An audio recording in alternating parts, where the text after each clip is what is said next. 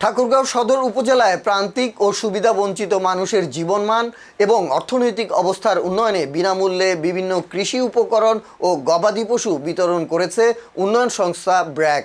বৃহস্পতিবার 18 জুন ঠাকুরগাঁও ব্র্যাক গোবিন্দনগর শাখা কার্যালয় প্রাঙ্গণে ব্র্যাকের মাইক্রোফিন্যান্স কর্মসূচির আওতায় এসব সামগ্রী বিতরণ করা হয়।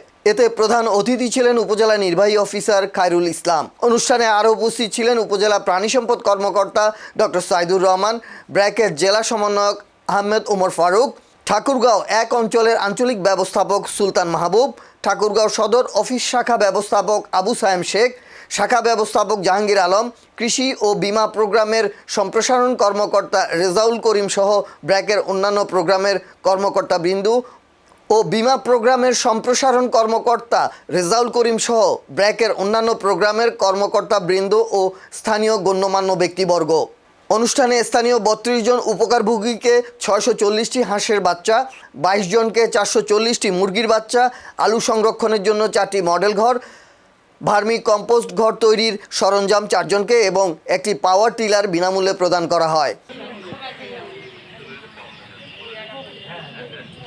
কার ভিতর থেকে আসবে? আপনার নিজের ভিতর থেকে আসবে, তাই কি না? নিজের ভিতর থেকে আসতে হবে।